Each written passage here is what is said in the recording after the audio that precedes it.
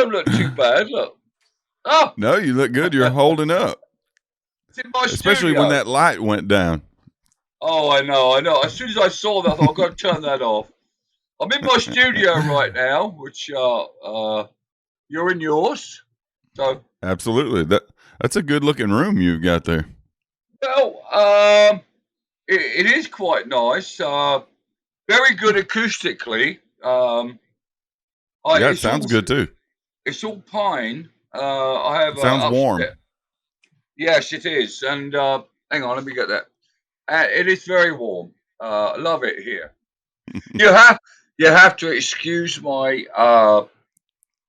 British humour. Yeah. It's pretty sick. I got Nashville. Look, there we are. Oh, nice.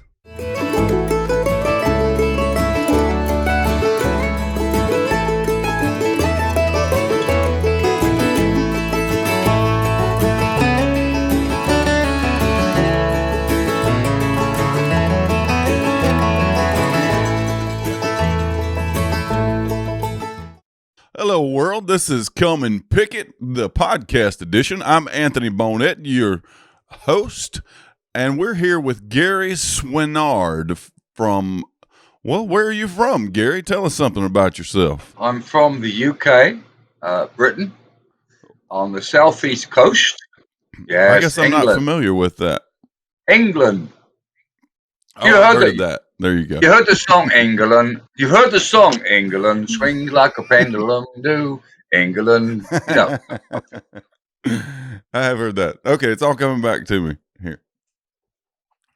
So Gary's a phenomenal guitar player, a lauded guitar player and musician, band leader, and singer. And we've got him here today to tell us something about how he came to be that, how he came to be here on our side of the big blue ocean. The pond, yes, the pond. Well, it's actually not the big blue ocean; it's the smaller of the two, but it's still a long way over there. 3,000, 4,000 miles from Texas. Yeah. Hey, oh, that's not bad at all. No. I started playing guitar when I was 12, and without giving my age away, and I know all of you there will work it out when I tell you what year I was born. I was born in 1951, which makes me whatever you calculated at. And chong chong chong. I was very lucky in my early years when I was 13, 12 to meet other like-minded guys. And we were, I think, one of the original garage bands, right? Garage bands, as we say in England. Garage bands. You know, there you go. People always pick me up and say, would you say that again? Garage. We actually say garage. Garage what band. we're going to probably do is just have the, you know how they interpret and have the captions down below for all the Americans that are watching this. We'll probably just kind of caption any strange word you say. Hey, the funny thing is, you mentioned that, which I could have mentioned later in this broadcast, that I have written a memoir book, and in it has a section in the appendix at the end saying Britishisms. So when you read the book, for example, if I said to you, "Oh, I had a girlfriend and we had an amazing snog," you think spell SOSNOG, it's snog, right? It sounds like a drink. Yeah, I know. Like a holiday drink. No, in actual fact, I had amazing. My first girlfriend was when I was 12 in the park, and we had an amazing snog. This is in the book. Snog means kiss. Oh, okay. Kissing. It makes sense now. Snogging. Not rude. Just a Right. Britishism. Snog. So, Nice. so there you we go. kind of need a dictionary. You learn something now. Yeah. If I said I had a snog, that was what it was. And Holly, I know what you would that mean. So, so I was born, in 51. And amazing set of guys. Our drummer was 11. He was only our drummer because he's the only guy in the street that had a drum kit. So there wasn't any through other reasons like any other than that. And then two other guys. They're both sadly gone now. They passed away a little while ago, and we were called the young ones. And in 1962 to 3, we started to learn trying how to play each other with very, very limited equipment, because the equipment in them days, and our parents weren't wealthy at any point at that time. So we had little 10-watt amplifiers and one speaker each side for a PA, and that was it.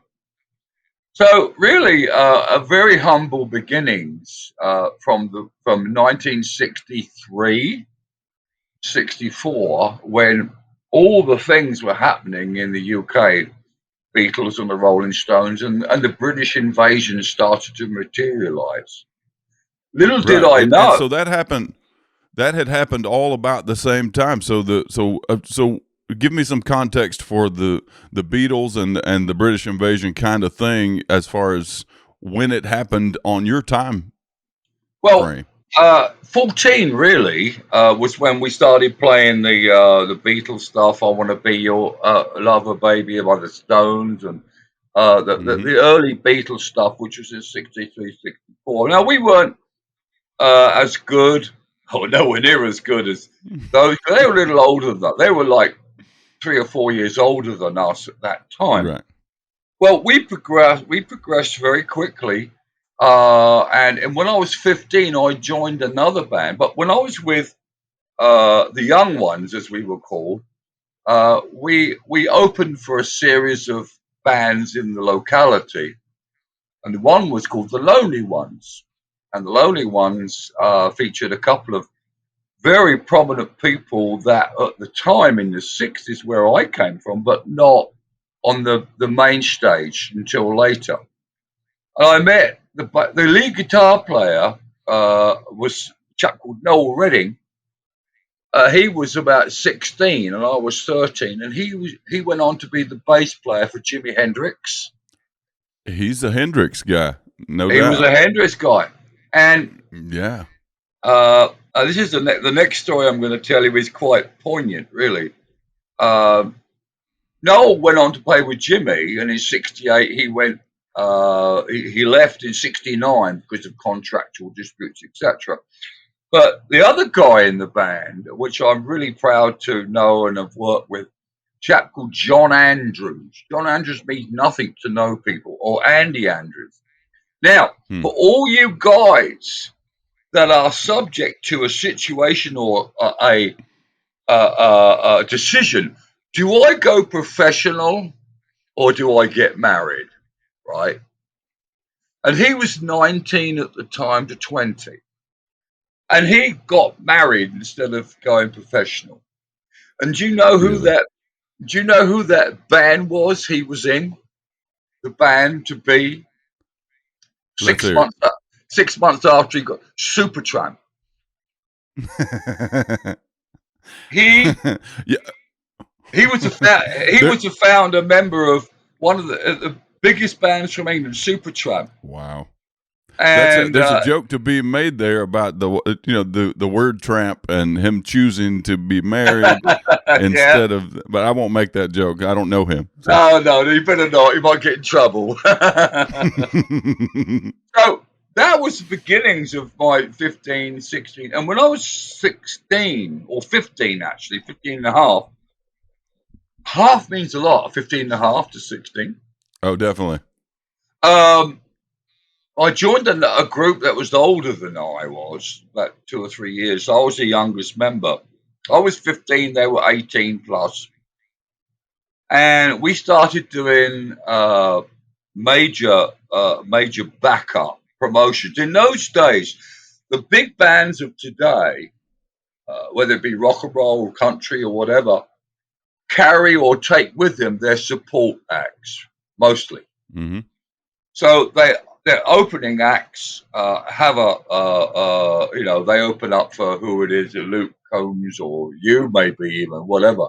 I hope so for you. So in those days, what they did was the venues around the UK had a selection process of the best local bands or in that area to open for whoever was playing at their venue. So we were very fortunate enough to be selected as one of the 4 bands in a major venue. My first appearance was with opening for a chap called Long John Baldry. Now, you probably wouldn't know who he was, and he had a band called the Steam Packet. And guess who was the piano player in the Steam Packet? I don't have a guess. Right, Elton John. Oh, wow. And, that would have been a good guess. I think I could have come up with that. Yeah, and guess who was? Now, you won't get this one. Guess who was the guitar player stroke harmonica player for the same band? I still don't know. Rod Stewart. Oh, wow. So in my first what a band. picture, now they in actual fact were big in England, but weren't big for the players. Long John Baldry, he was a 6'6" guy, big tall fella, really deep voice, and he had a song called "Let the Heartaches Begin." Da, da, da, da, da, da. Now he had a big voice. He was very bluesy. So that was my opening to being on the big stage where we were playing in front of about 1,500 people at that time, that venue. Yeah. It was a big venue. Did you have any interaction with those guys? With the I mean, going underneath the stage, of course, where all the dressing rooms were. So our dressing room was 2 up from the main band. They had showers in theirs. We didn't. So they were sort of, and the sad part is that in those days we didn't have cell phones where we could snap quick picture or whatever of who you were playing with, or like you do these days, you get a picture with a famous guy or whatever, and it wasn't cool for a band member like I was in, or band member, to go and ask for autographs. It's sort of, that's not cool to go and ask. You know what I'm saying? Yeah, I don't. I can see that.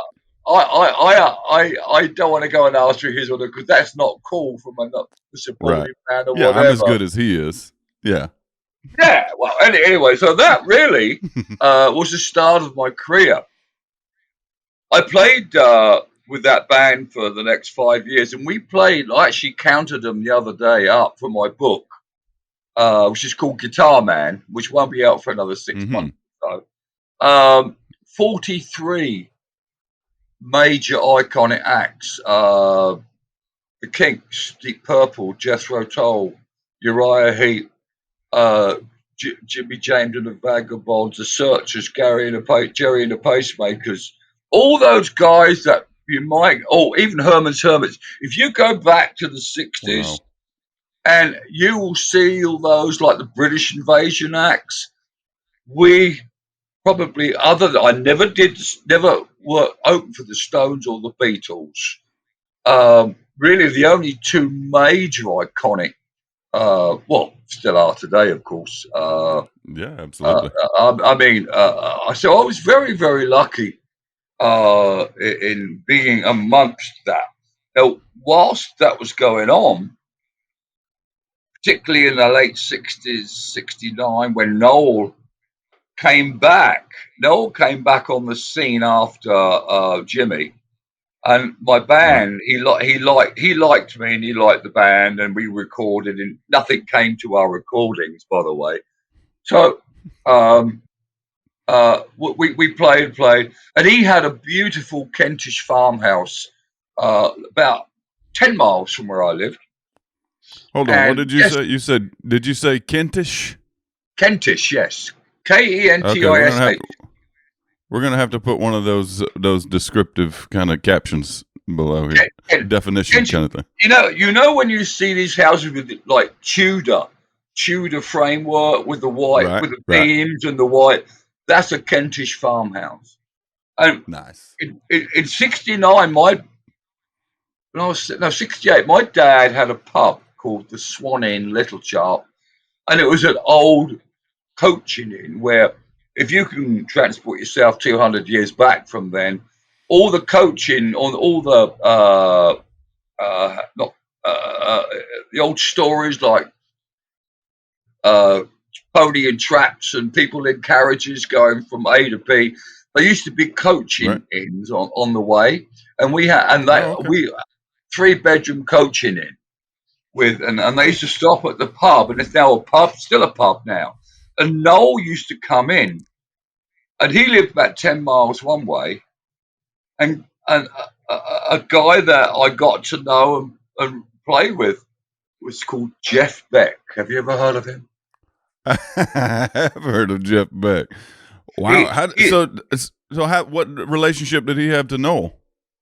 Well, he was best friends with Noel because he was with the Jeff Beck band and also others, and Noel's with Jimmy. So they used to hang out in the major venues and cross paths.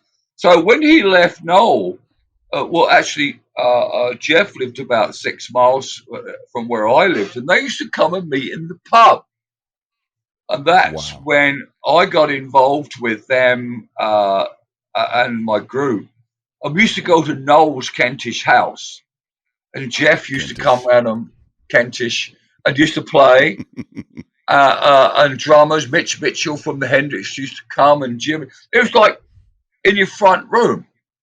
And so I couldn't imagine how I would ever be there. And I look back now thinking, I didn't take it seriously. Not then. But when I look back now,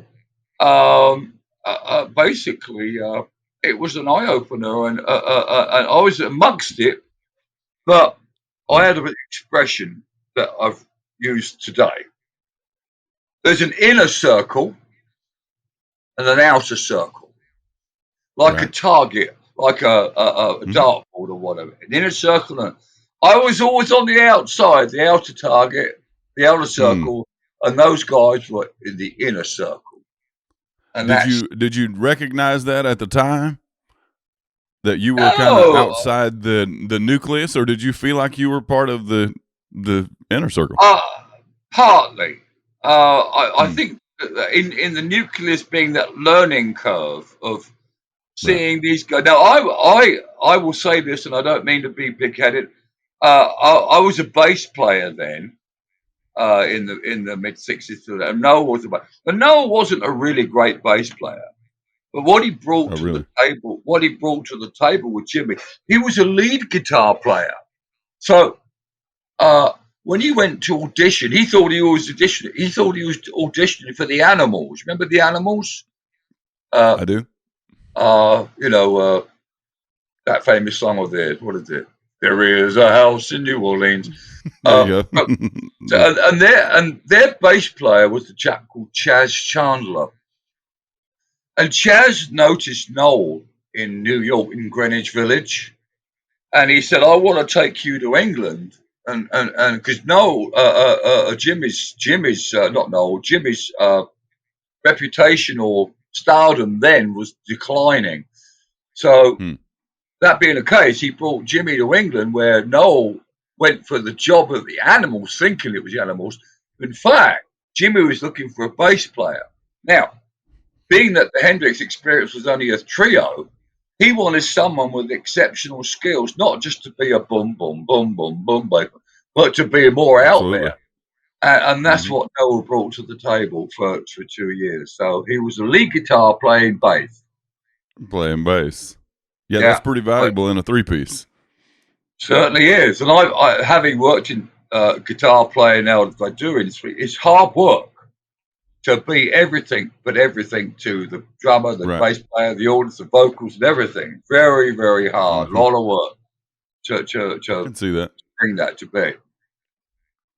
So there's so you're did you get any? What's your main takeaway from from? I guess you were you were young then when you were around those guys. I was 17, 18 by that time. You're 17, 18. Did you come away a better musician from your time around those guys? Did you?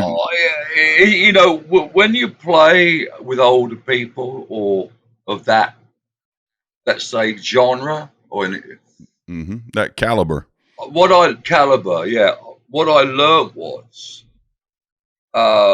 watching them play, watching how they present, how the light and shade of music, their abilities to bring something new. And I think I was in amongst all that. I'm not saying I brought anything new, but watching all of those guys certainly opened up a big avenue of wow. And then I went on to play again in the 70s where it was tough. And I played all the American U.S. Air Force bases just to be. Oh, did you really? Yeah, I did. And they were killers. They made you work so hard. So you knew from being around those guys back across the pond, like there had to be a point where you thought, or maybe you just always knew that music was your path. Like I'm a music guy. I'm always going to do this.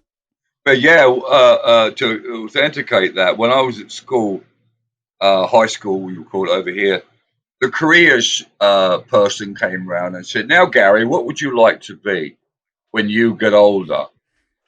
Well, I'd like to go to music school, I said. And they said, "Oh, no."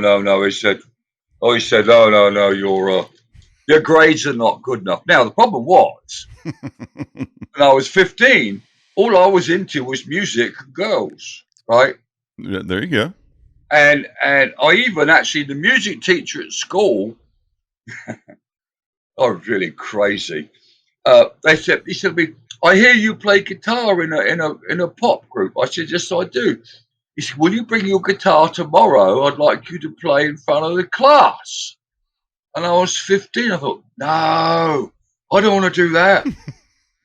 Little did I know, when I got there, he said, "You're doing 5B. I said, "Okay." He said, "That's the girls' class." And there were 30. There were 30 girls in this class, all sitting at me, waiting for me to play. And I was so embarrassed. You were embarrassed? Did you play? Yeah, I did. You did? No, I didn't get the girl I want, but the girl I wanted was a girl called Susan Hopkins. She was the doll. I couldn't get up. She didn't want to go out with me. But we still communicate. You do, really? Yeah, we do, yeah. Actually, she's quoting in my book. I sent her a passage that she's in. And it's all above board, by the way. My editor made sure that any words that I used were flipped and flopped and stuff like that. Okay. Anyway, she actually wrote up why you should read this book. She's got a little passage in there. So anyway, lot of did all the American U.S. Air Force bases in 72, 73. You did that. So that's a really short. What prompted you to come across the pond? Well, I got two reasons. Firstly, I was going through a personal crisis in 1999. I've been married a few times, and I was running my dad's business, came off music, was running my pop's business. When you said you played the Air Force bases, you meant on the other UK. side, so in England. Yeah. Okay. Oh yeah. So let's go back. Well, we had an agent that we, in those days, pretty much if you wanted the major gigs, you had to be on the books of a couple of agents, and we were. Mm-hmm. So we were then, we was in playing pop music. We weren't playing country or anything like that. We were like a pop group, playing the covers of the day, the 60s and the 70s, etc. And we played probably most of the US Air Force bases in the UK at that time. That was in the early Wow. 70s. Hmm. So there was a lot of desire for that kind of music, for that beatly English kind of music, even from the American. Yeah, the Americans still wanted the English pop 60s stuff. There you go. The British invasion. So we played that. We did It's that good for music. a couple of years. Yeah, I mean, is. We have we have the Monkees and stuff over here that were, they were just kind of knockoffs. Yeah, Those guys. well, Not that they didn't have their own sound. No, but one of the basic famous bands that I love today is the Beach Boys. Oh yeah, and you're right. They are a derivative of the Beatles, kind of. Yeah, but in their own way. Anyone. Yeah, absolutely. The Beach Boys are some of my favorites. In their own way, they brought about the American answer to the Beatles. Absolutely, I think the Beach Boys is the answer. Yeah. So now let's. So do you have any stories or anything you have from over there that you'd want to Yeah, I think I do have a couple. Musically, that is. Yeah, give us something. Well, I stopped playing in around 1976, and I thought, well, okay, I've done my bit, and I will. I'll put my guitar away, and I had my Strat, which I still got, by the way, is down there in my rack. Like you got your rack behind you, which is a 72 Strat, and I had my old my P bass, which was a 62 P bass, which I sold stupidly for silly money anyway. So a friend of mine, I went and worked in the hotel business where I met a lot of famous people at 5-star hotels, but I was in management of hotels, not music then. Then in 1979, I was contacted by my old drummer. Before that, the band I went to Norway and other places. But he called me up and said, "What are you playing? Are you playing Saturday?" And I said, "No." He said, "I'm in a country band. Would you like to come and fill in for me?" And I had no clue really about, other than the blanket on the ground and that sort of stuff. Cammy Wynette or whatever. I had nothing. I had no clues about country music. So I said, "Yeah, all right. I'll pay you £20," he said, which then today's money, it was like $30. And I went down to a place called Hastings and played in this band. I was just in the background twiddling away. And they said, "Can you come play next week?" I said, "Yeah, okay." So that began that country band. And 6 months later, we had won the Best New British Country Band Award in 1980. Wow. From 6 months. 1980. You weren't born then, were you? I was. I was born in the 70s. 76. 76. So you were 4. So what happened was that opened up all the doors. And don't forget that England is no bigger than Texas, right? Not really. So in England, that was a big thing. And we were doing all the country music festivals all around the country. Like you have over here, you have the festivals and the, what do you call them?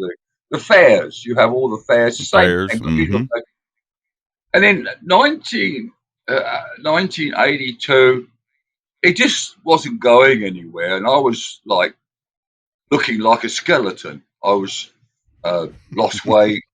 I seriously, I had one suit. And I wanted to get back into a real job again. And I went for a job with this hotel group, which my old boss invited me back. And I went there and we were sponsored by the group, that is, by Wrangler. Ooh, that's a good Wrangler. sponsorship. Yeah, we sponsored by them, and they gave us clothes and that sort of thing. All I had Mm-hmm. in my closet was this brown old suit. I went to the interview, and all I had on my feet was a Wrangler pair of boots. Couldn't have any shoes, and I walked in this very, very 5-star posh office with this suit that hung off me with Wrangler boots, and my old boss said, "My God, where have you been?" I said, "Well, I've been there and back again." He said, "Well, after I got the job," he said, "Here's £200. Go to the nearest tailor and get yourself a new pair of shoes and suit." And that was that. Yeah. So he Well, didn't approve of the Wrangler oh no, boots no, and no. But he understood that I didn't have any right.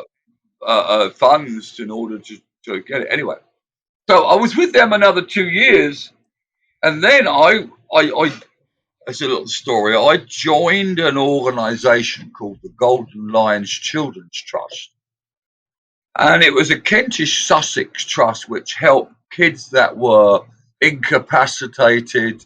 They would have one like cerebral palsy or whatever, they no legs or whatever, and we would take them on British Caledonian air flights to a different town, and there would be a bunch of helpers, and I'd be called Gary Guitar, and I would entertain them, blah blah blah.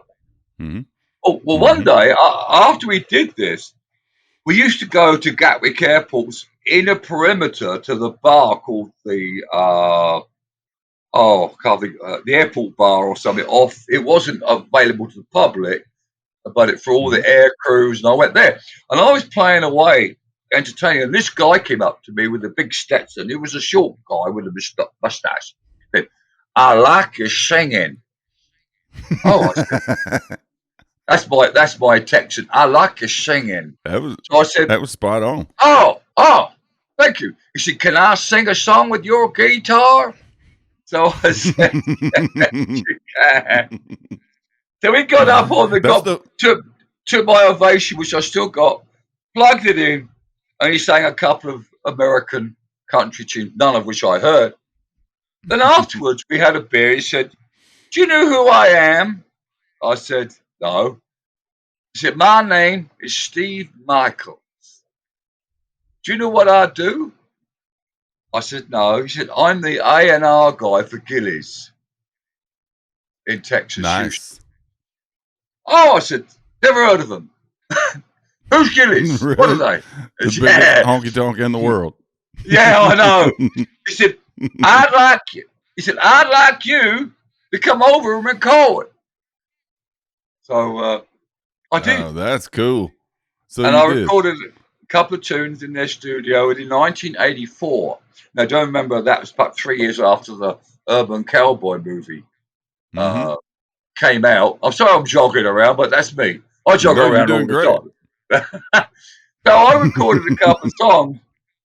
The story goes two ways after here. Uh, they sent me recording contracts and management contracts, but I couldn't sign them because I hadn't. They hadn't put a provision in for me of where I was going to live. They wanted me to go over there and perform. They wanted me to do this. There was nothing saying, "Well, we'll do this and we'll do that if you do this and you do that." Right. So Sherwood Cryer, who was the owner with Mickey Gilley, Mm-hmm. said to me, I hear you got an English nanny." This is relevance, by the way. This has relevance. I said, "Yes, I do." He said, "I'd like an English nanny for my boys." So he said, "Would you find me one?" I said, "Well, yeah." Well, eventually I did. Things didn't work out quite as well as I thought it was. If I get him a nanny, he might sort of rewrite the contract a little, but he didn't Right. want to. And whilst I was doing all that, Johnny Lee, remember Johnny Lee? Yeah. Saved Yeah, country Johnny. music. Yeah, he came over, and I had to look after him for for a bit because he said, Joe had said, Johnny's a bit, a bit of a wayward character. I need someone to look after him. Now you can cut that if you want. But Johnny came over to do the Wembley Country Music Festival. In those days, this was in the mid '80s. The Wembley was the biggest event in England for country music. The biggest one. It's like the big. I can't liken it to anything in the USA, but it's the big where all the stars from all over, including the US, England, would get together and play at Wembley. But country specifically, it was kind of a country thing. No, country specifically. So I went and look. I actually played at Wembley myself, but not in the capacity of that. But another Wembley gig I did. But right. And that was that. And that was a band called the New Sounds Country Band. And then that was after that I went and looked after Johnny for a bit, for just for 24 hours or so. And then So you recorded at Gillies? I did. Is there a record of your having recorded at Gillies? No. Hey y'all, I want to talk to you a minute about t-shirts. You can check this one out right here. It says "Come and Pick It," and I know y'all like that. I hope you also like this shirt with this good-looking fella on the front, the guy without a mustache. He's kind of pretty if you if you like kind of a softer-looking guy. He's good-looking. We got this one here without the guy on there, Anthony Bonnette and Lone Star Steel. Then we got this one that says Anthony Bonnette and Lone Star Steel. It's a navy version. All these shirts have been upgraded to a new, softer style. We really like these new t-shirts. As you can see, I'm wearing one right now. And here's an oldie but a goodie Bonnette song. Any of y'all that know, if you know, you know. It's that kind of a thing. There are more styles available online, more stuff available online, coffee cups and all kind of stuff like that. There's flags. There's Come and Pick It flags you can get. So there's a lot of stuff on there. I hope y'all go check it all out. Check it out at anthonybonnette.com. Do you go into any more specifics in the book? I'm interested to read this book now. Yeah, the book it basically tells me about my visit there, the whole scenario with Gillies. Right. The other day I came back and I thought, when I got back, my first wife said to me, "How did your trip go?" I said, "Oh, didn't." She said, "Well, I want a bit of news for you." I said, "What's that?" She said, "I want a divorce." Nice. So that was a good trip all around. Yeah, well, you might want to cut that out. So anyway, we're not cutting any of this. Oh, okay. It's all true. This is all good stuff. Yeah. There you go. So I came back and I left out a bit. I did cut a record, 2 records actually. One in 73 called Dubby, Dubby, a girl I met. I just wrote a song about her. It actually escaped. It didn't get released. It escaped and went to Sweden and never was heard of again. Really? Well, that's not far from over there, though. Now I could send you a soundbite of that. And then in 1978, 9, I recorded another single, which had the same sort of effect. Oh, you'll be interested to learn that when I went to Gillies, they give me a new name. We want to call you Gary Fairmont. So my name, I like that. Gary Fairmont. So my name at Gillies, was known to Gillies was Gary Fairmont, Gary Fairmont. So that sounds like a country singer. It does. And I was going to be, according to Steve, like the crossovers are now, what I call country crossovers to more mainstream. You're going to be Keith Urban. Yeah, basically. That was going to be you. yeah, that was basically it. So it never materialized, never happened. But outer circle again, as opposed to the inner Outer circle. circle. Well, you Yeah, never know which part of the circle you're in until later. Then you find out, yeah. well, I was just on the outer circle. I Outer thought I circle. might be on the inner. Yeah. Yeah. It happens Yeah. all the time. Did I send you some pictures of my Gillies pictures? No, My I'd love to see those. We'll I'll put just those send up. you.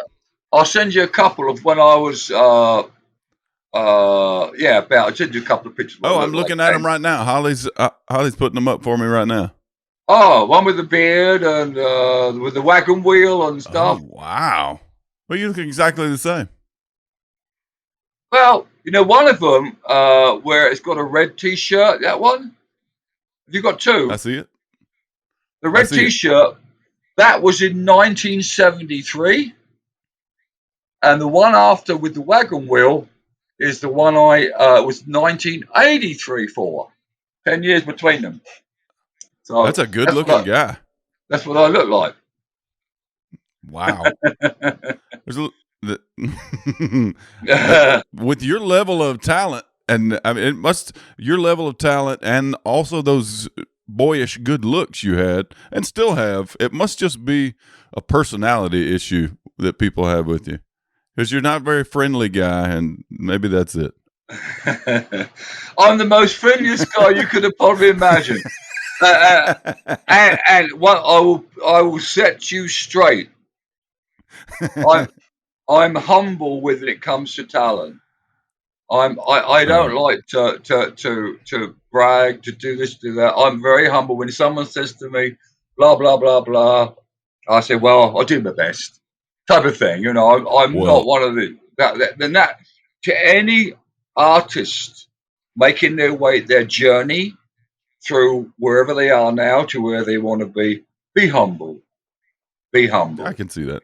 That's a good piece of advice. Mm. So, what inspired you to move to the States permanently, and when did that happen? Well, I'll come back to that question in a second. I went on to start a band called Live and Kicking, which was a very successful. Who's running this? Who's I running this interview? am. Go So, ahead, you're doing great. yeah, I had a band called Live and Kicking, very successful. That did European touring and stuff like that.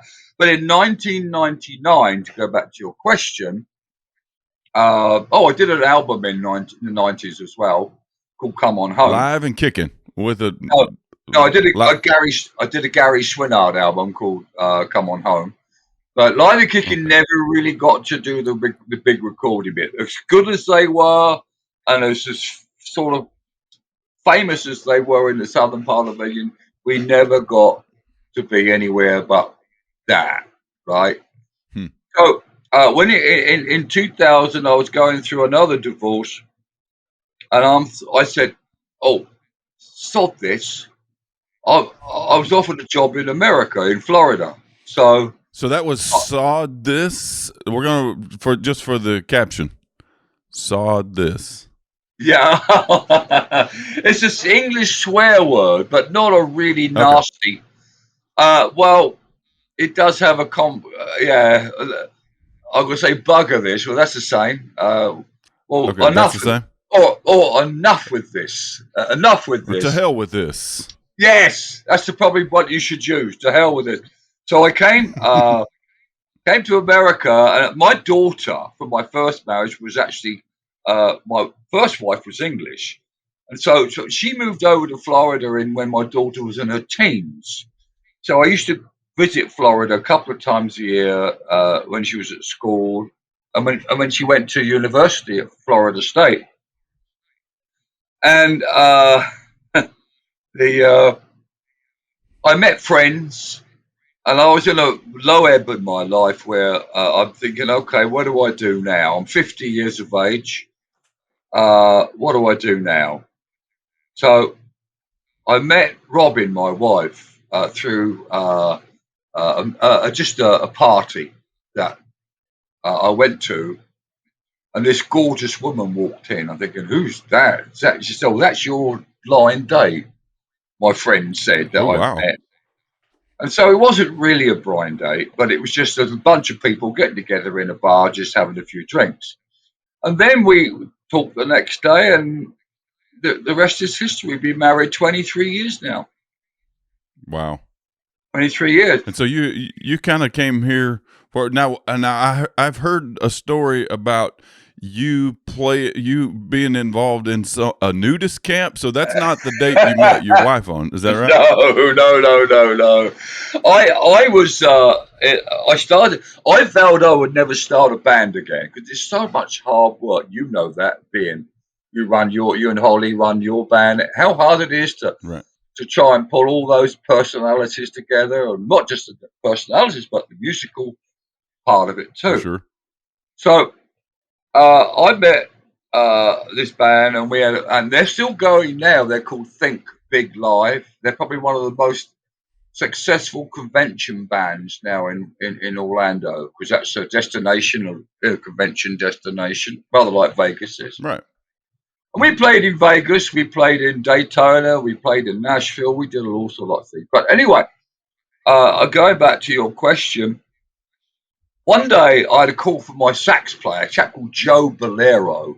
Now he, in fact, is the Universal theme park has a Blues Brothers show, right? Have you been to Universal Blues? Mm-hmm. The saxophone player in that is Joe, and he's a really, really cool, really great saxophone player. And actual fact, Joe, when asked, he does the Incredible Hulk when they do a super heroes convention meet. He dresses up as the Incredible Hulk. That's how big he is, you know. Anyway, he doesn't need the extra muscle padding? No, he doesn't. But he's not fat. He's just big. Anyway, he called me up and said to me, "What are you doing Saturday?" I said, "Nothing." He said, "You want to come play with my trio?" I said, "Yeah." He said, "Where?" I said, "Where?" He said, "Kissimmee." Okay. So as I was about to put, one thing more, he said, it's a nudist centre. I said, "I'm not playing. I'm taking my clothes off. I'm not taking my clothes off." He said, "No, we don't have to, but they all do." So when I got there, I went through security, and the woman said, "Do you know where you are?" I said, "No, but I gather this is a different sort of resort." "Oh yes," she said. "As soon as you go around that bend there, you'll see them all."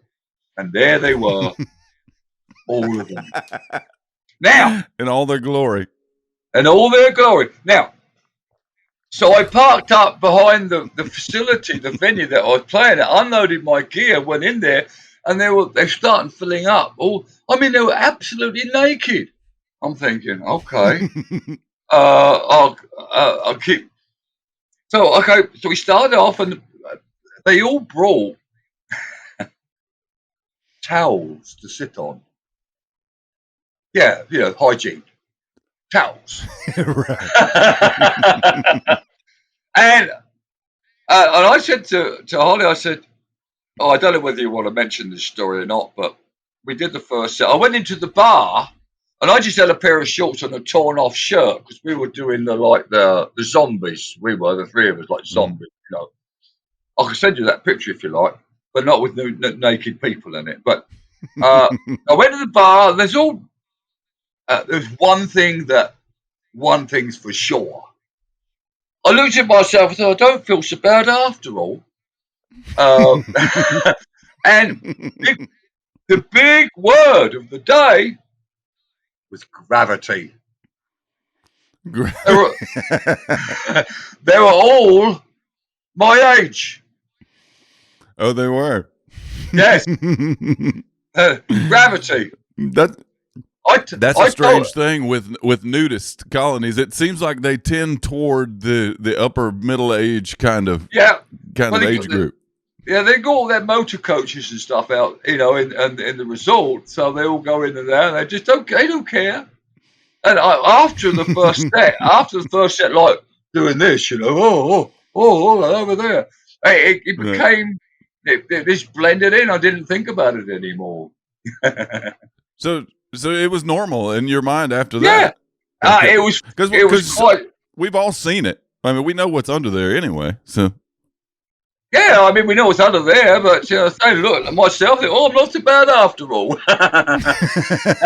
felt okay. You get my drift. I do. I think we all get your drift. So Oh, that's that a was pretty that.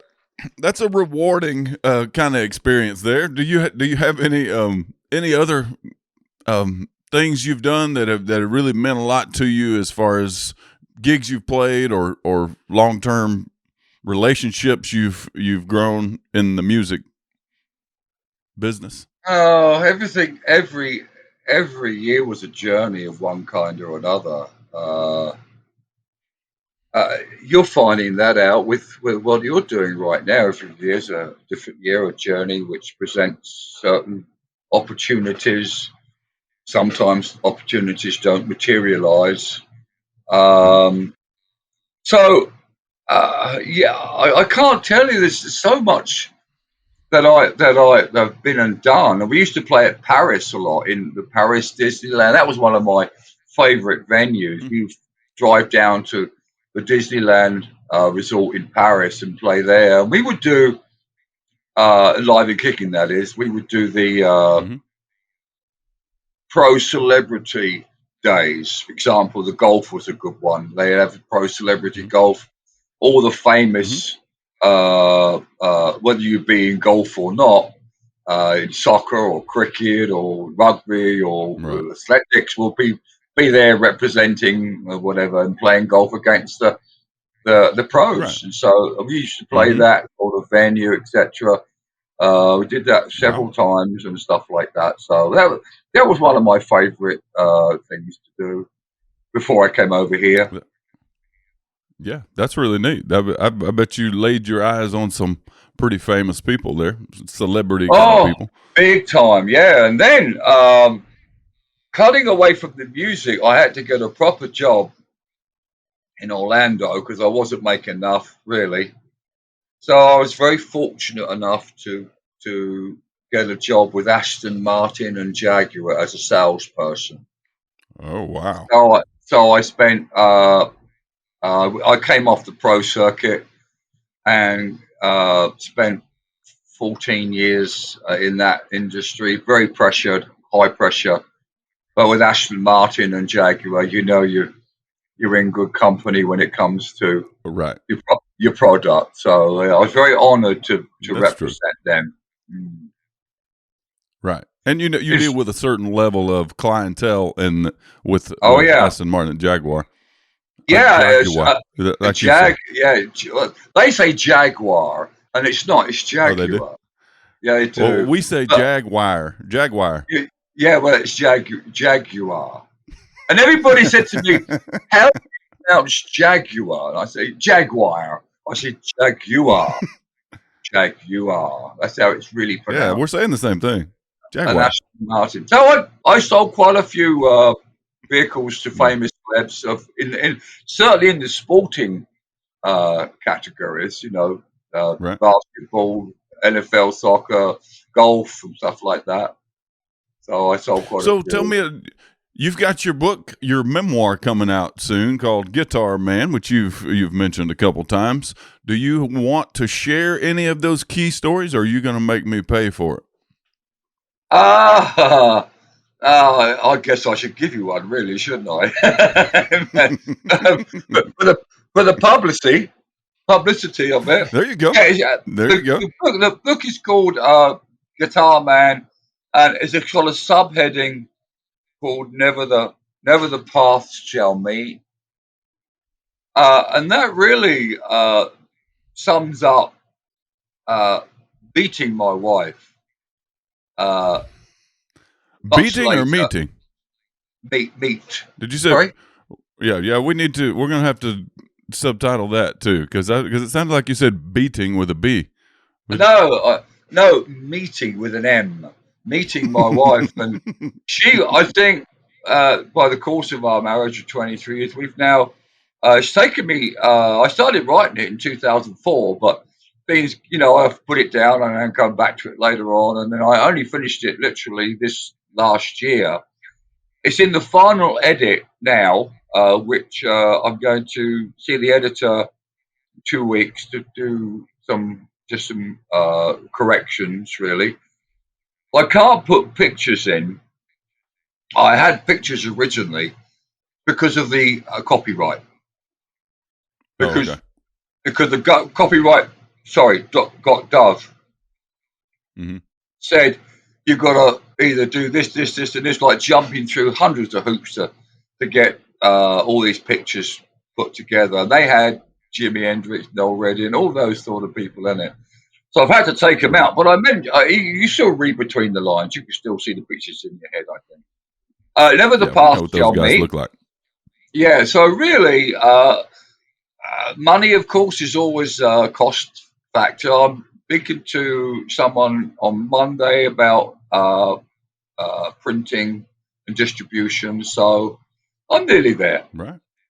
And my That's editor, awesome. is really finds it for me. We had a blast when I read it back to him, of all the Britishisms and all the stuff that I refer to that make people laugh, especially Cockney and the Cockney rhyming slang that prevails in England and stuff like that.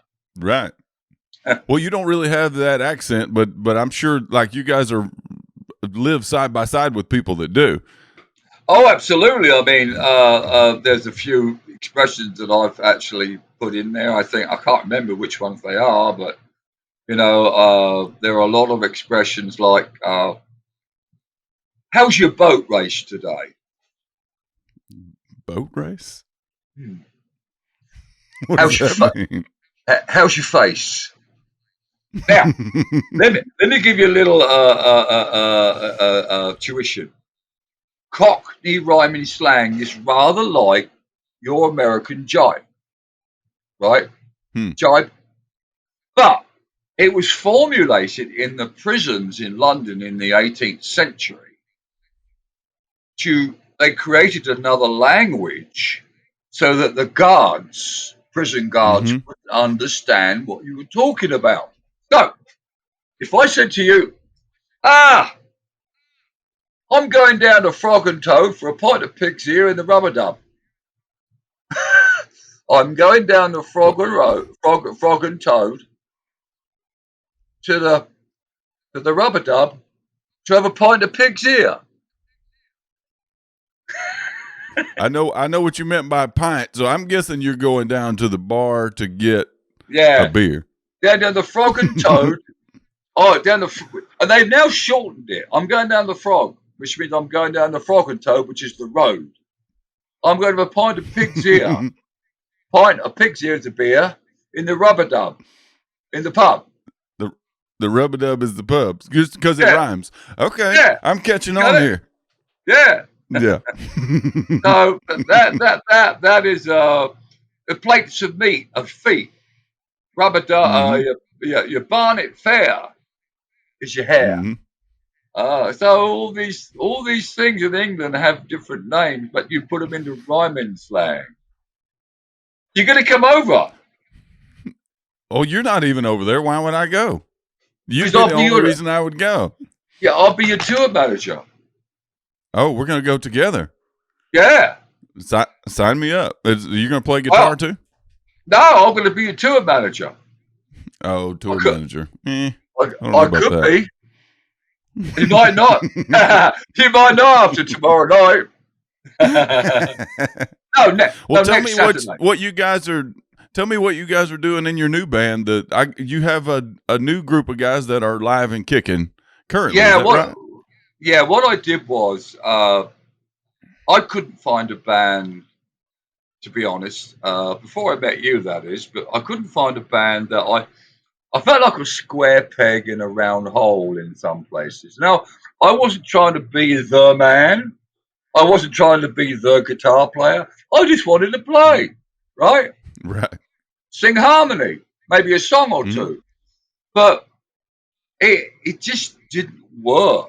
And I wasn't, again, I was being humble. I'll go back to that word humble. of okay, what do you want me to do? I just want to play. And Mm-hmm. personalities play a big problem, and I think I don't know whether maybe they were intimidated to a point, but I didn't want to talk about what I did, who I did it with, and when I did it. Right. I just want to play. Mm-hmm. So Absolutely. finally, when I first met you, I was in the throes of, well, if I can't find who I want to play with, I'll start my own band. And I didn't. Again, Right. I said I'd never start another band because it's hard work. From that, Mm-hmm. from that standing point. Anyway, I found a drummer and a bass player my age, and Mm-hmm. then they said, "Well, we'll just call it the Gary Swinard Band." Well, I was very honoured that they would want to call it that, but unlike Gary Fairmont, which was quite a good name, Gary Swinard really doesn't have an edge. They go, Gary who? Gary Swinard, but yeah, Swinard. Swinard. Yeah, that's what most Americans Swinard. They sort of like put it in two syllables, Swinard. Mm-hmm. So I was lying in bed a while back, and I'm thinking, my live and kicking band, which I was founder member of, stopped about 5 years ago. They went for nearly Mm-hmm. 26, 27 years. That's Oh a long wow, time. That's a long that's time. a long time. So I was lying in bed and thinking, I like that live and kicking name. And there is a live and kicking or other bands throughout here and there, but not in Texas. I said, well, Mm-hmm. what don't matter if I just got live and kicking. I was going to call it Live and Kicking USA, but then my drummer Mm-hmm. said Live and Kicking Band. Well, we did that. So now, from the Gary Swinard Band, previously or formerly, we're now Live and Kicking.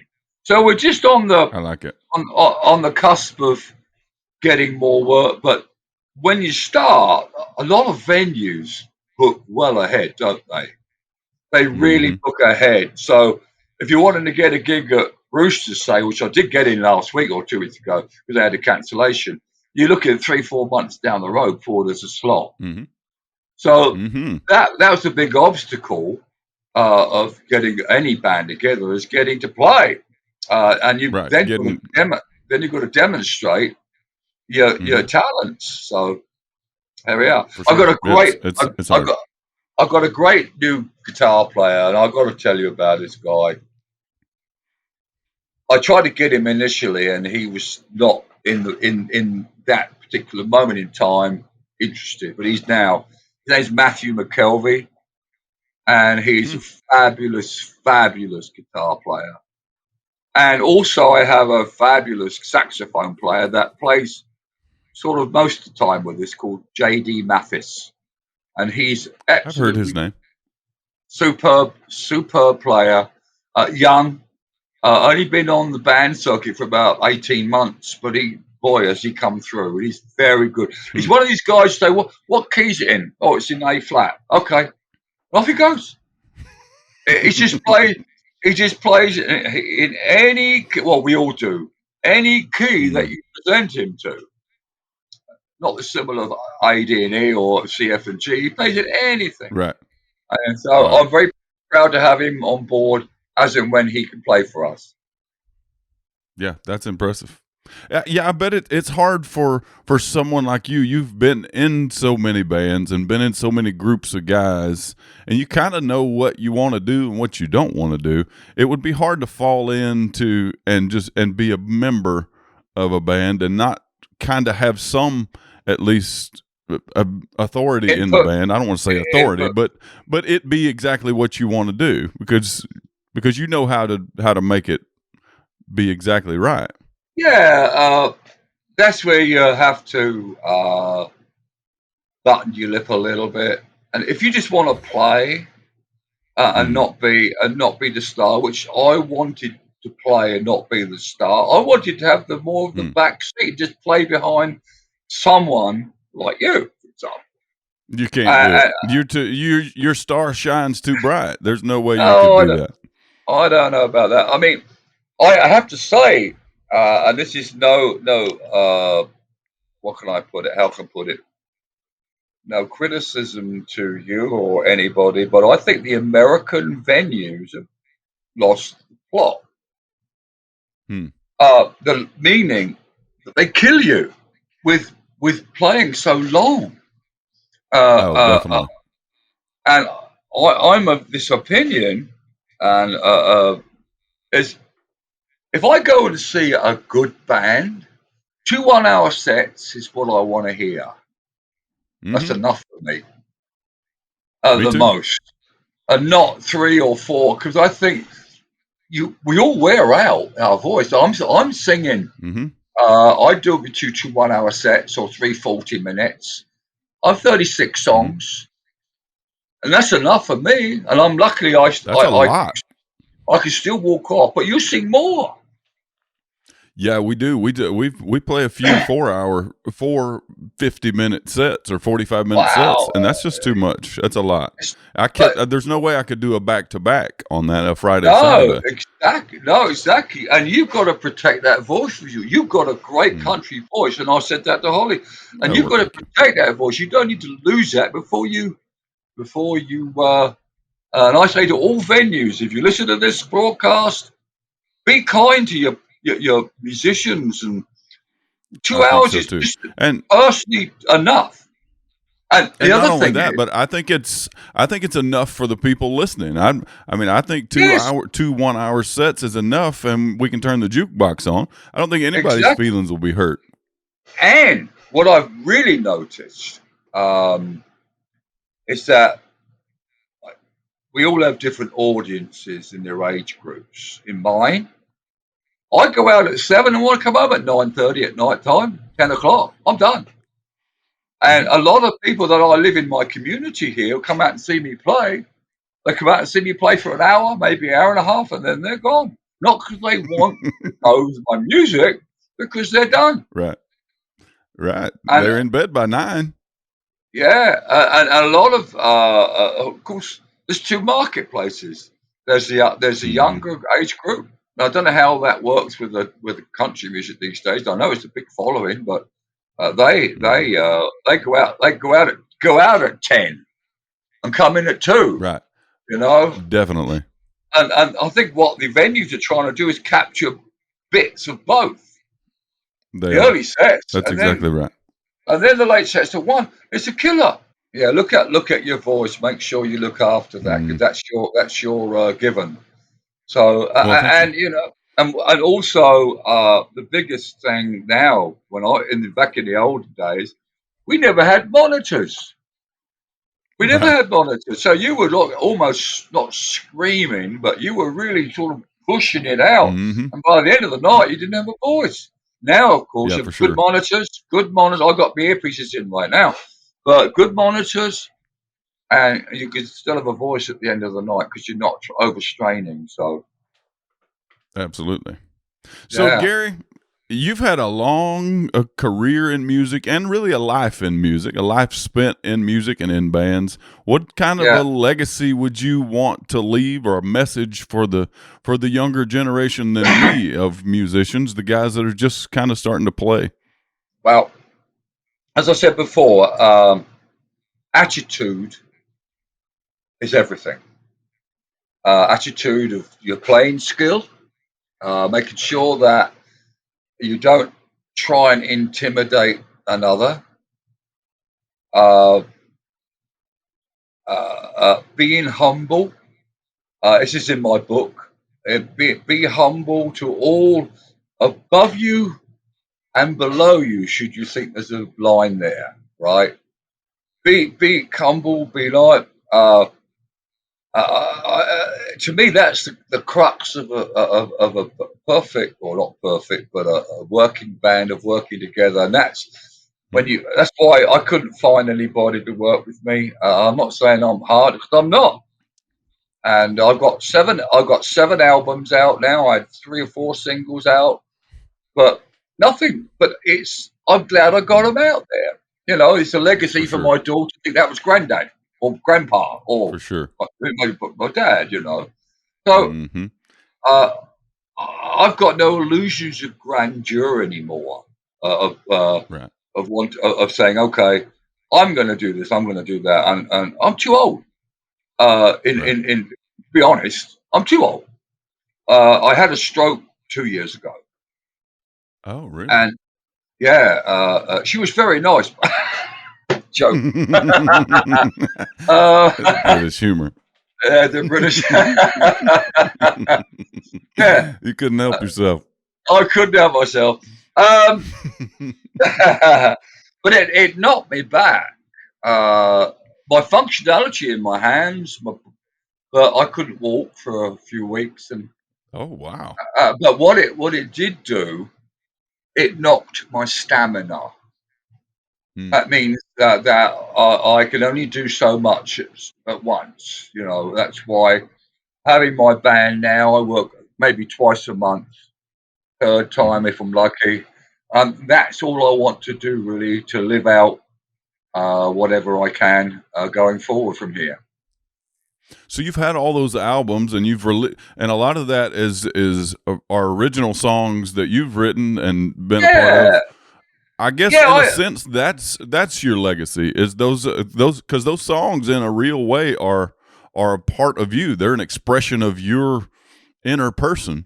So yeah. so that's kind of your legacy. As I went through, the roller coaster of the journey, that's what I call it. Uh, Mhm. my feelings changed musically from time to time. For example, my first album was called Songs of My Life. That was back in '96. My second single I recorded in London at a chap called Ian Gillan's studio. Do you know who he is?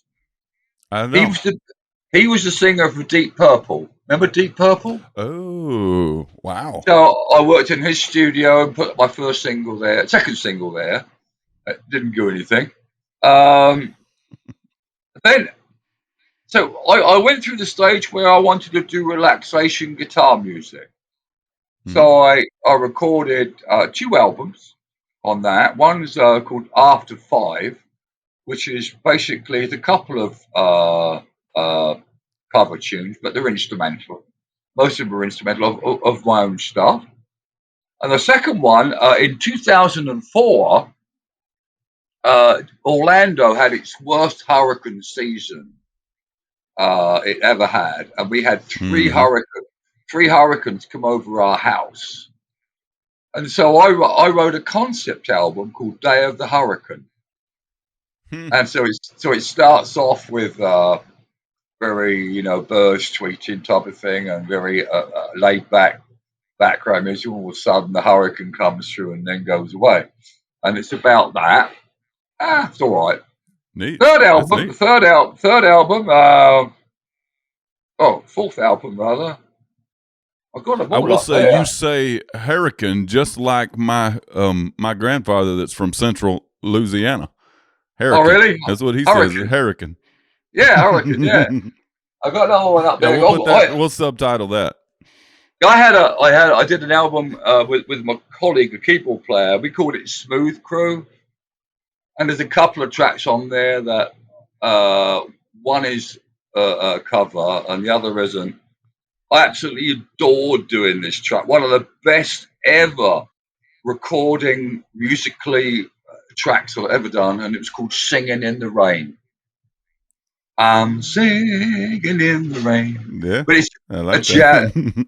but a jazz version. Right. Really, I'll send it to you. And the other one was called "I'd Great. Rather Be With You Tonight." I'll send that one to you as well. And then I did another Cool. one called "Me and My Guitar," which was a compilation of all things. And another Is one that called relatively new?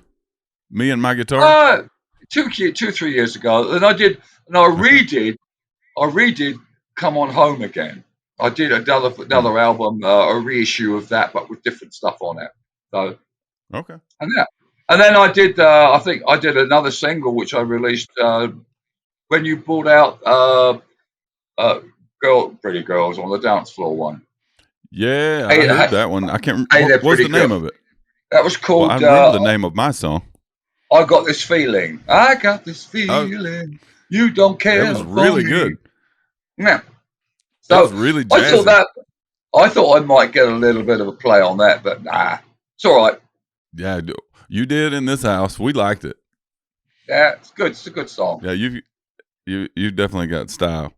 You Uh, have some? I was talking to our common friend RJ, and he mentioned something about Jethro Tull, that you had some connection to them. yeah, I opened for Jethro Tull in '68. Oh, you And opened for that's, them. That's right. You mentioned that earlier, didn't you? yeah, in fact, uh, if you said to me, who was the most exciting band you ever played for or ever opened for? Because we used to close as well. We used to open the first hour and then close with an hour. So we didn't just do Oh, neat. open, we also closed. So we finished, top and tailed it, really. Jethro Tull. Jethro Tull was absolutely bloody amazing. Hmm. I can't think of the drummer's name, but Glenn Cornett on bass, Glenn, I can't remember, Jethro on guitar, Martin Barr on guitar, absolutely amazing for their sound, amazing. Hmm. Really, I just think my energy. favourite energy, whatever they had, just a flute, guitar, bass, and drums, just four of them. Hmm. Wow. Yeah, And they had a way of using those in, like, somehow it produced more than the sum of its parts. A lot like you were talking about with that Jimi Hendrix and that 3-piece. Like yeah, that, yeah. there's a lot more there than just the three. If as far as energy, it combined to be Oh, more than the sum of its parts.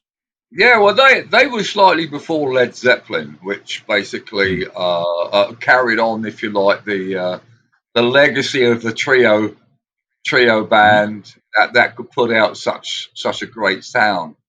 So Right. really, I mean, there were some famous English bands that you probably would never know of that I became friends with. One was called the Tremolos. Do you remember Hmm. a song called "Silence It's Golden, I do. Golden"? Touch Hmm. of Great song. that tea. Great song. Hmm. I worked with them several times, and another band Cool. which was a big 12-bar rock band, and that was a band called Status Quo, Hmm. and they were a four-piece all guitar band, and I became good friends with them.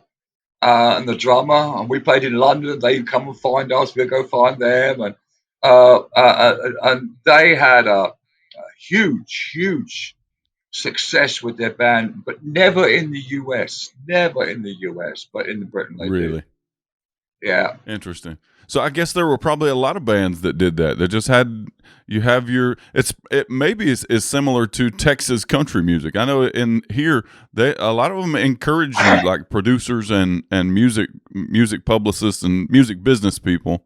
Like, Texas is big enough. You can have a whole career and just play Texas, in Texas, Oklahoma, yeah, Arkansas, Louisiana.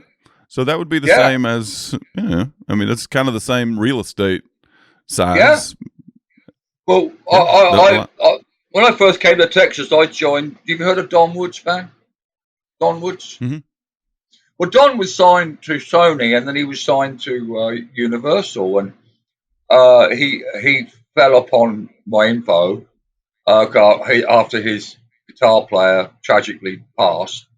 So I joined him for 2 years, and we, in actual fact, were going to be representing Texas in Utah. And there Oh, was a big mainly Utah event where I can't think what it's called now. Out of 360 bands applied, six were selected. We oh were one wow. of them. So we were You're one going of to the six or Utah. one of the 354? Yeah. So we were selected to go to Utah. And this is a bit of a contentious issue, but I won't go into it too much. Uh, well, 2 weeks before, Don goes down with COVID, and the drummer goes down with COVID, and he was on the Oh ventilator wow. 28 Mm, days. He died two wow. weeks ago. He died two That's weeks. so sad. So the whole touring prospect was Utah was going to be a launch pad Right. for Oklahoma, Arkansas, and the like. For Yeah. us to, Mm-hmm. let's say, mini tours, if you like, of the surrounding states, and Yeah. it all blew up in our face. Gone, gone Just today, because. gone tomorrow. And the problem was because the agents had to fill our spots with other bands, and so there was Mm-hmm. nothing for us to play for. That was a very, very big disappointment, not only for me but for the guys, because Yeah, I can see that. it was a good band, very good band, and Yeah, and it sounds so like a great opportunity. it So, was, but never materialized in the end. So well, it's probably for the best because now you've got Live and Kicking back up. So, all for well, the best. well, for however long it takes me to stay on this earth and play, I will. And So, what are your? Give me 5 essential tips for. I I'm lost. doing Oh, this, so I mean this. sorry, I 5 beg your tips pardon. for a successful and happy musical life and career. You've already said the one. What was your first one? It's Attitude. humility or be humble. So Be humble humble, attitude. humble Hmm. attitude. So give me some more of those. I would say stick with it. Being that Hmm. if you think it's all going to go like explode in your face, stick with it. Uh, that's number two. I'm trying to Hmm. think. There's so many different things that make a band a band. Gear, One of them, money. one that I've come up with is don't get your feelings hurt. Even though when you're in a band with other guys, you grow to love and like these guys, but life gets in the way, and sometimes we don't stay together forever, and it's easy to get your feelings hurt but allow other people in the band to kind of live and be their own person too, and live their own life, and That's a very good that's one. been hard for me. If you, we all have outbursts, Mm. and for whatever reason, uh, I had a couple with someone which that on stuff sound checking. If you're Yeah. sound checking and someone is 6 feet away from your amplifier and tells you to turn down because you're too loud, Hmm. I'm thinking, well, hang on a minute, you're 6 feet from my amplifier instead of being out there in the room. You don't know what you're talking about. Now that's the sort of thing that gets me going. Hmm. So be bigger than the picture. If you say something that you didn't mean, Hmm. apologize. Say, hey, Anthony, I'm sorry I said that. I was out of order. Be a man. Hmm. Own up to that, or What if it's an whatever. all girl band? They can't really be a man about Well, no, oh God, but the same thing goes. it. I've worked with 3 lady singers in my life, and we all have our issues. Men do, they do, whatever. Hmm. Whatever goes on with them. So many different jigsaw. It's a jigsaw. It's a big, well, not big. It's a jigsaw puzzle. Putting the Hmm. pieces together and understanding what works and what doesn't, and being upfront. I'm sorry, Right. Anthony. It doesn't work for me, but thank you for coming or whatever. Be upfront and don't Right. lead people on, and just and not try and be big headed about it. It's Yeah. not. It doesn't fit for us. Right. Uh, And but what I've come to coming to know what I want and what I want out of whatever relationship.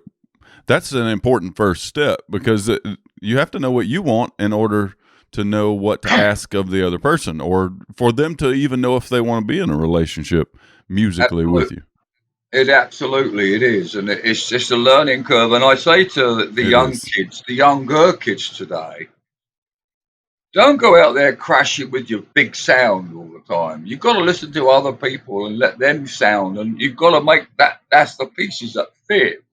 You're not the main. If you are the main man, well, then you can pull the strings. But if you're not, or you're part, it's just rehearsals. You've got to rehearse. I rehearse once a week with my Mm-hmm. band. Even though we know some of the songs, we might have 1 week off or whatever. I know you do. Mm-hmm. Are we planning on We do. one? When? Well, I'm not sure about that. Okay. We've had Don't forget, tomorrow is England playing Spain in the European Cup. Is that right? What is that? Hockey or is that ping pong? Soccer. What is that? Soccer. Oh. Oh, come on. No, soccer. It's at 2 o'clock, so it's early. At 2 o'clock. England and Spain. All right. So what time should I get to your house? Anytime you want to. For the viewing party. The viewing? 1:30. Yeah. 1 o'clock. You want to come? You can. Mm-hmm. You're gonna have the pint glasses chilled and I got chilled pint glasses in the freezer right now. All right. I'll make sure I got gas in the truck. And I'm gonna have a pint in a minute. All right. Well, thanks to everybody for tuning in. Thank you so much, Gary Swinard, for coming and being on with us. Check out the links we're going to provide to Gary's book. Gary, do you have the last word? Tell the people something on our way out.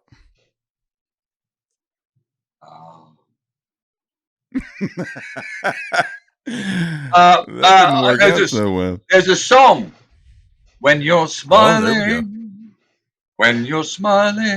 the whole smile. Be happy. Smile. Be happy. That's a good rule number one, I think, and that applies really well to you. You're a happy and a lovely guy to be around, and we're so happy to have had you on this podcast. Well, I'm very, very honored that you even thought about me. I mean, I don't think about doing this or that much these days, but I'm absolutely delighted that we are doing this. Awesome. So everybody be on the lookout for Gary's new memoir coming out, and be on the lookout for his band Live and Kickn, doing live dates here and there around Texas. And Gary, we'll see you down the road. See you too, Anthony, soon. Yes, sir. Hey, y'all, thanks for tuning in to today's episode of the Come and Pick It podcast. If you enjoyed the show, be sure and hit that subscribe button and leave us a review if you're into that. Your feedback will help us reach more listeners like you. We got a brand new episode of Come and Pick It next week and more amazing guests lined up for you. Don't miss it. Until then, keep on picking it.